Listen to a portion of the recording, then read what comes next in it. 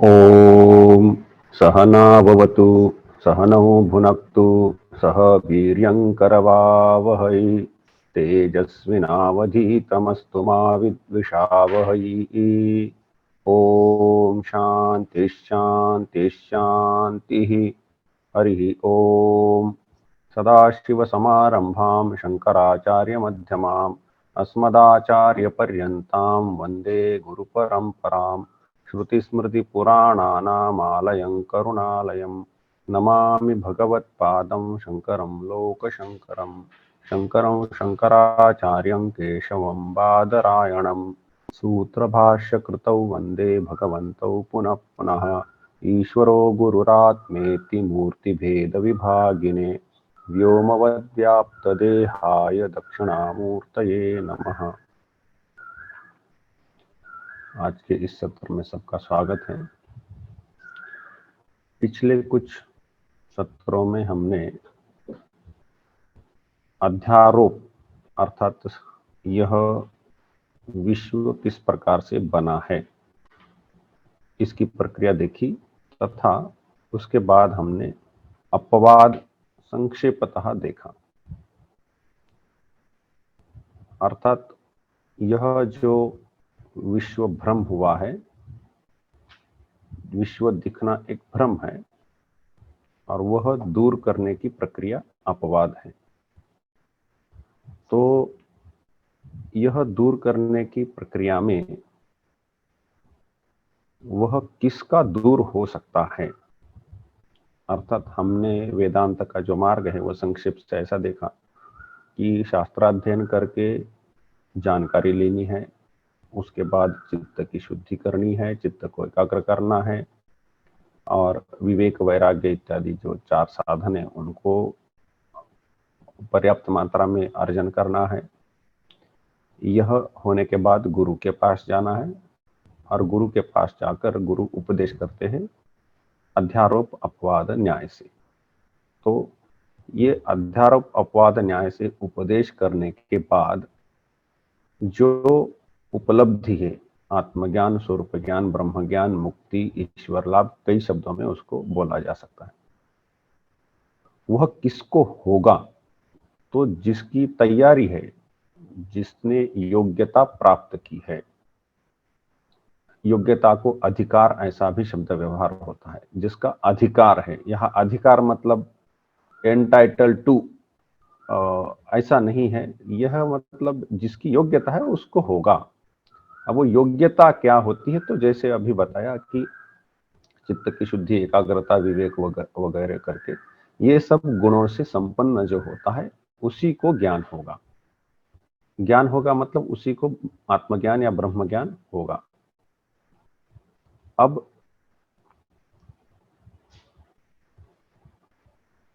उसमें वो योग्यता क्या है यह जानना आवश्यक होता है। और अपवाद, अध्यारोप तो समझ में आ सकता है कि इस प्रकार से हुआ, लेकिन अपवाद उसी का होगा। यह अपवाद में जो ब्रह्म ज्ञान होने तक है तो वो उसी को होता है जिसकी योग्यता है। योग्यता के लिए हमने विषय समझने के लिए कुछ कुछ सत्रों का व्यवहार किया।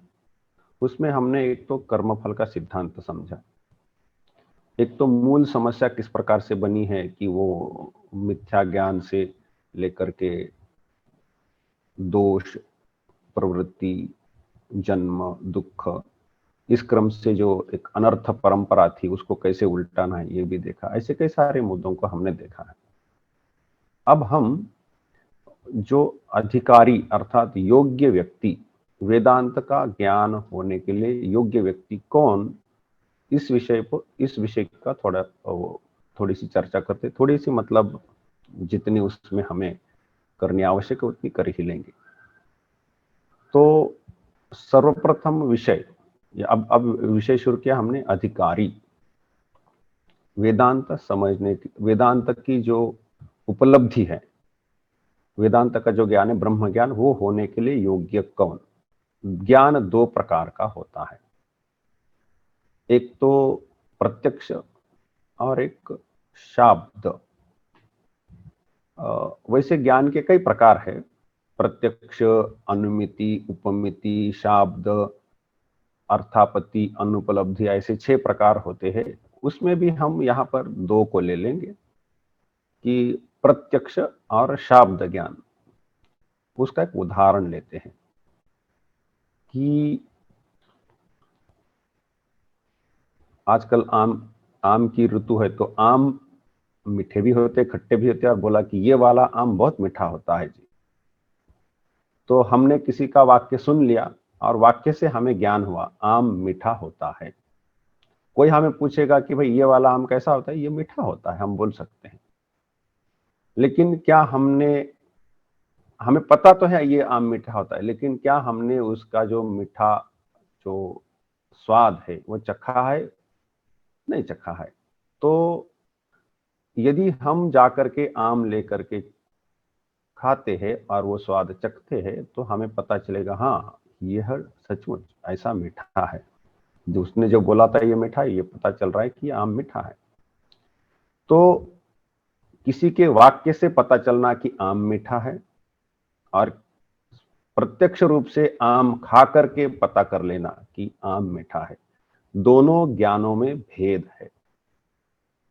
एक वाक्य से हुआ ज्ञान है, उसको वाक्यार्थ भी कहा जा सकता है, शाब्द बोध भी कहा जा सकता है। थ्योरेटिकल नॉलेज हम कह सकते हैं, एक थ्योरेटिकल नॉलेज है, और एक उसका प्रत्यक्ष अनुभव, डायरेक्ट नॉलेज। दोनों नॉलेज ही है, क्योंकि दोनों परिस्थितियों में हमें पता है कि वह आम मीठा है। वाक्य से सुनकर हुए ज्ञान से भी पता चलता है और आम खा करके भी पता चलता है, लेकिन दोनों ज्ञानों में भेद है। सुनकर हुआ जो ज्ञान है उसमें, और प्रत्यक्ष खाकर अनुभव होकर के जो ज्ञान हुआ है उसमें भेद है। दोनों एक जैसे नहीं है। नहीं तो आम खाने की इच्छा हो गई, वो मीठा रस चखने की इच्छा हो गई, बिना खाए हम वाकई सुनते बैठेंगे कि चलो आम मीठा है, धवल को बोल देंगे, फिर धवल बोलते रहो आम मीठा है, आम मीठा है। धवल ने 10 बार बोल दिया आम मीठा है, और हमने 10 बार सुन लिया, और मुझे 10 बार ज्ञान हुआ कि आम मीठा है, और मुझे आम के मीठा स्वाद है वो मैंने चख लिया। तो ये तो नहीं होता है, हमें जाकर के खाना चाहिए। तो 10 आम खाने में और 10 बार आम मीठा होता है सुनने में अंतर है। तो ये ज्ञान के प्रकार में अंतर है। तो यह जो मैंने यहां अभी जो बोला कि एक शब्द बोध होता है और एक प्रत्यक्ष ज्ञान होता है। शब्द से, वाक्य से होने वाला जितना ज्ञान है, थ्योरेटिकल नॉलेज, वह एक है और एक प्रत्यक्ष है। तो हम जब, यदि कोई अयोग्य व्यक्ति भी गुरु के पास जावे और गुरु ने उपदेश भी किया कि ऐसा अध्यारोप होता है, ऐसा अपवाद होता है, इस प्रकार से ब्रह्म ज्ञान होता है, तो अयोग्य व्यक्ति को शाब्द बोध हो सकता है, प्रत्यक्ष अनुभव होने में कठिनाई होती है, फिर से साधन करने होंगे। शाब्द बोध होने में जब हम कहते हैं कि किसी का अधिकार है, अर्थात किसकी योग्यता है, तो योग्यता किस में है? क्या वेदांत की थियरी समझने में योग्यता है, या वेदांत का जो मुख्य फल है वह पाने में योग्यता है? तो ये जो योग्यता का, अधिकारी जो प्रकरण हम आरंभ कर रहे हैं, उस प्रकरण में अधिकारी शब्द का अर्थ ही योग्य ऐसा है। तो योग्य किस लिए? क्या शाब्द बोध के लिए या प्रत्यक्ष अनुभव के लिए? ये प्रत्यक्ष अनुभव के लिए भी एक नया शब्द हमें व्यवहार करना होगा, तो उस तरफ थोड़ा सा आकर के जाएंगे। तो यह जो है प्रत्यक्ष अनुभव के लिए ही योग्यता बोली जा रही है, शाब्द बोध के लिए यह आवश्यकताएं नहीं है। क्योंकि जैसे वेदांत की पुस्तक, एक वेदांत सार सबसे प्रथम रूप में पुस्तक पढ़ी जाती है, विवेक चूड़ामणि, आत्मबोध इत्यादि कुछ कुछ पुस्तक है जो सरल भाषा में लिखी गई है, और प्रारंभिक छात्र पढ़ सकते हैं। उसका अनुवाद लेकर के पढ़ ले तो वेदांत की कई सारी अवधारणाएं समझ में आएगी। तो कोई योग्य हो, अयोग्य हो, श्रद्धाशील हो, श्रद्धाहीन हो, कोई भी पढ़ ले तो उसको वेदांत का विषय तो समझ में आ जाएगा, आशा करते हैं। उतनी मेधा हो तो स्वाभाविक, और वो भाषा उसको आती हो, तो संस्कृत हो, हिंदी हो, जिसमें पुस्तक लिखी हो, भाषा का ज्ञान होना चाहिए और उसको उतने समझने की बुद्धि होनी चाहिए। इतना पर्याप्त होने से थियरी समझ सकता है। तो वो श्रद्धाहीन श्रद्धावान दोनों को समझ में आ जाए, उसमें कोई समस्या नहीं है। यहाँ पर जो अधिकारी योग्य व्यक्ति वह किसके लिए है, तो जो उसका मुख्य फल बताया गया है वेदांत विद्या का, उपनिषद शब्द से विद्या ऐसा ही अर्थ आता है, तो वह जो वेदांत विद्या है उसका मुख्य फल है मोक्ष या ब्रह्म ज्ञान, कर्म फल से छुटकारा जो है वह उसी का ही होता है जो योग्य है। तो यह जो प्रत्यक्ष ज्ञान है, इसमें भी यह प्रत्यक्ष ज्ञान किस प्रकार का, इस पर थोड़ी सी चर्चा कर लेते हैं। हम सामान्यतः हमें जो भी ज्ञान हो रहा है वह हमारे ज्ञान के 5 इंद्रिय है। हम आंखों से देख सकते हैं, नाक से सुन सकते हैं, जिह्वा से स्वाद चखते हैं, कान से सुनते हैं, और यह जो हमारा चर्म है, त्वचा, उससे हम स्पर्श का ज्ञान करते हैं। ऐसे बाहर से 5 इंद्रियों के द्वारा हमें ज्ञान होता है। 5 ज्ञान इंद्रिय होती है, उसकी चर्चा अध्यारोप के प्रकरण में हुई भी है। 5 ज्ञान इंद्रिय है। यह ज्ञान इंद्रियों का जब विषयों के साथ संबंध होता है तो अंतःकरण को संकेत जाता है और अंतःकरण की वृत्ति बनती है, और उस वृत्ति में चैतन्य प्रतिबिंबित होता है और ज्ञान स्फुरित होता है, वह विषय प्रकट हो जाता है।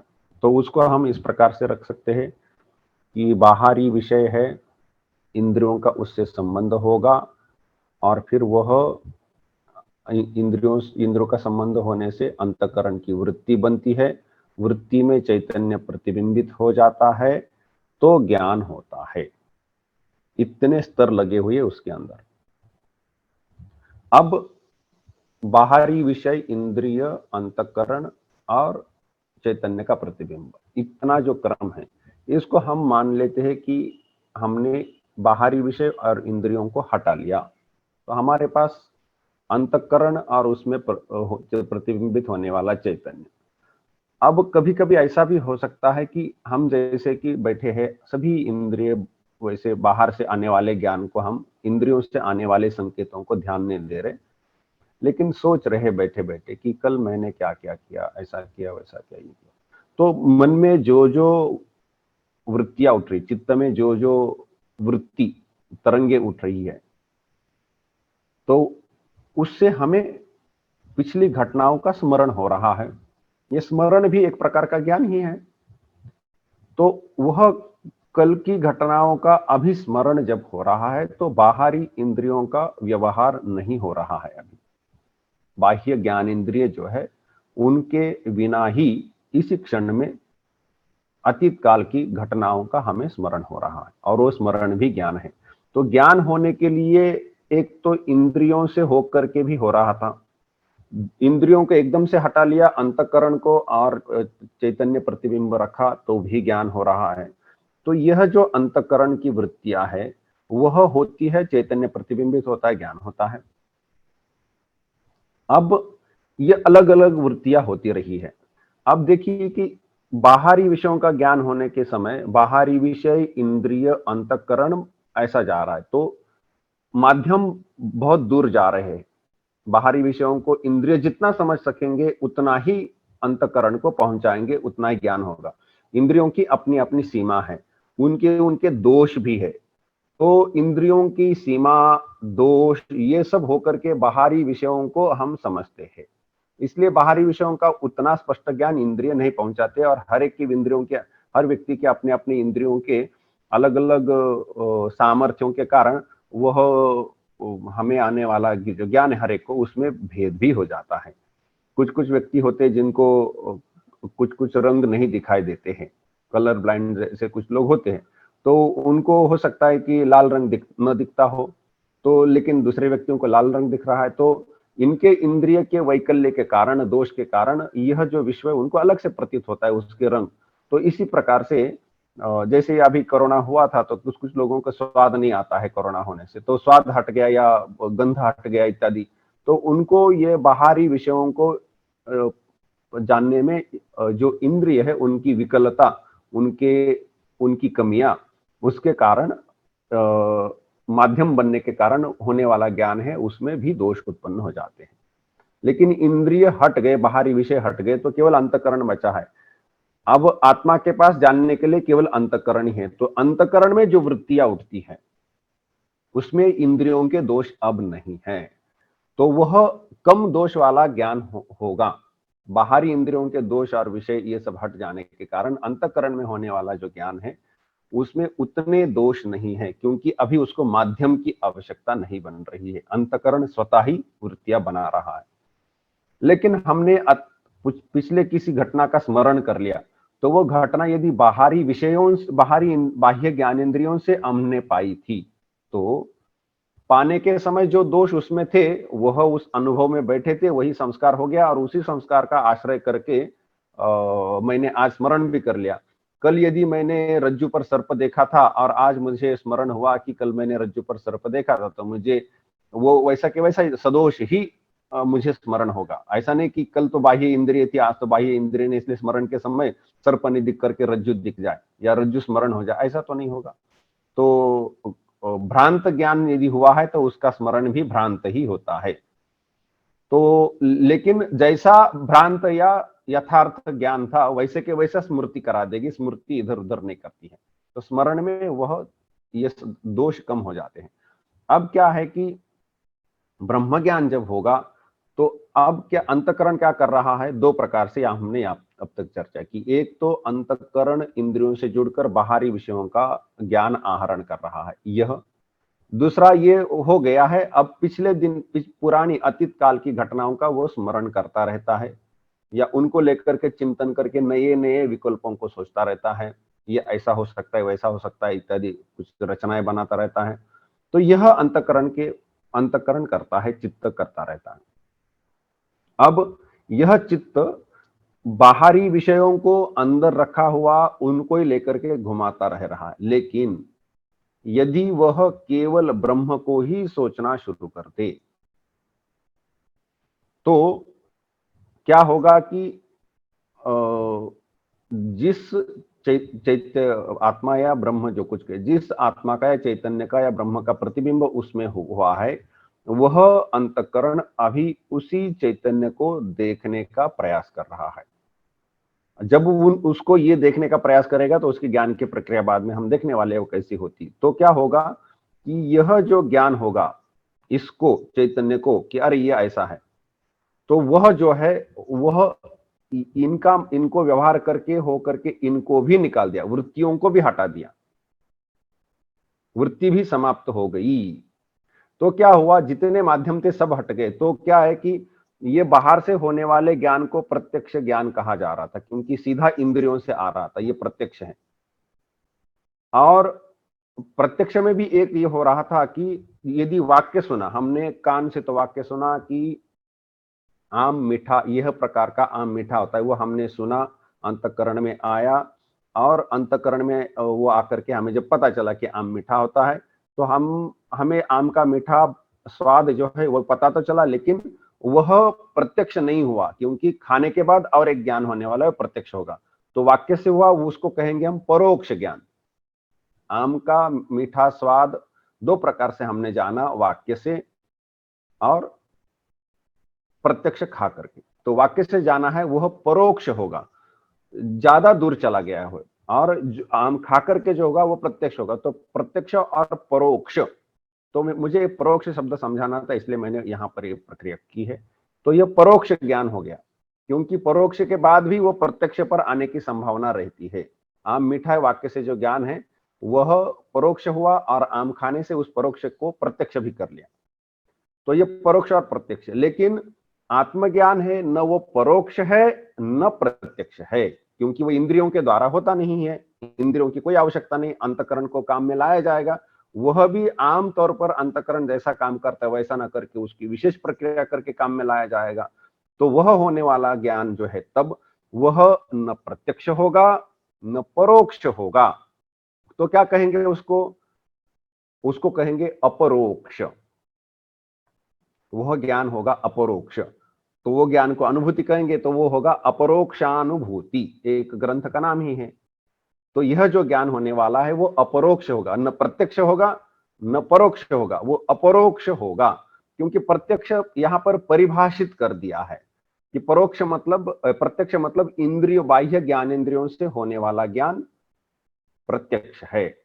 यदि हम प्रत्यक्ष को थोड़ा सा परिधि बढ़ा देते, उसकी जो परिभाषा है वो बदल देते कि भाई यह भी प्रत्यक्ष कहा जा सकता है और ये वाला भी कहा जा सकता है, तो हम इसको प्रत्यक्ष कह सकते हैं। साधारण शब्दों में साधारण व्यक्तियों को समझाना है तो भाई आत्मा का प्रत्यक्ष ज्ञान होता है, लेकिन प्रत्यक्ष परिभाषित कर रखा है कि बाह्य ज्ञानेंद्रियों से होने वाले ज्ञान को ही प्रत्यक्ष कहो, ये वाले को मत कहो।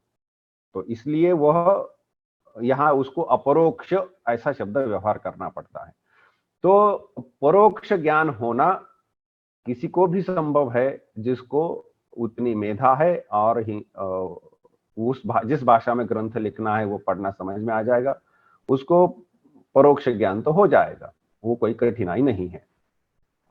अपरोक्षानुभूति योग्य को ही होगी और यह योग्यता जाति, वर्ण, लिंग इत्यादि पर और आयु इस पर निर्भर नहीं है। किसी भी आयु में वो ज्ञान हो सकता है, किसी भी लिंग के व्यक्ति को स्त्रीलिंगी पुल्लिंगी किसी को भी हो सकता है, किसी भी वर्ण के व्यक्ति को ब्राह्मण, क्षत्रिय, वैश्य, शूद्र, अंत्यज इत्यादि आप जितने भेद है किसी को भी हो सकता है।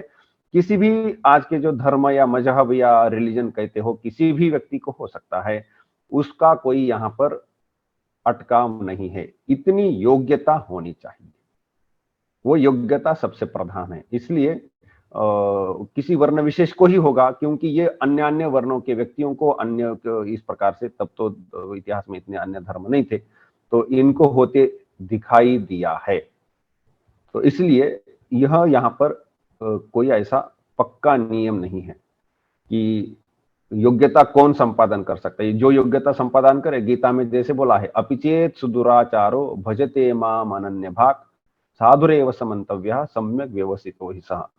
कितना भी दुराचारी हो, यदि उसका दुराचार छोड़ करके वो मुझे भजता है तो वो साधु ही हो जाएगा। तो ये भगवान की जो वाणी है, अपिचेत सुदुराचार, तो उसमें उन्होंने ये तो नहीं बोला कि ये दुराचारी है वो केवल ब्राह्मण वर्ण का, क्षत्रिय वर्ण का या किसी वर्ण का हो। और भगवान वहां पर ये ब्रह्म ज्ञान का उपदेश अर्जुन को दे रहे हुए स्वयं क्षत्रिय है, अर्जुन स्वयं क्षत्रिय है। तो यहीं पर हमें पता चलता है कि किसी वर्ण विशेष के इसमें उनको ही संभव है और दूसरों को नहीं है, ऐसा दिखाई नहीं देता है। तो और इतिहास में ऐसे कई उदाहरण दिखाई देते हैं। इसलिए यहाँ पर यह योग्यता संपादन करना जो प्रयास करेगा उसको संभव है। अब योग्यता के बाद उसको अपरोक्षानुभूति के लिए योग्य माना जाएगा। तो यहाँ पर जो अधिकारी है वह अपरोक्षानुभूति के लिए अधिकारी, यह चर्चा हो रही है।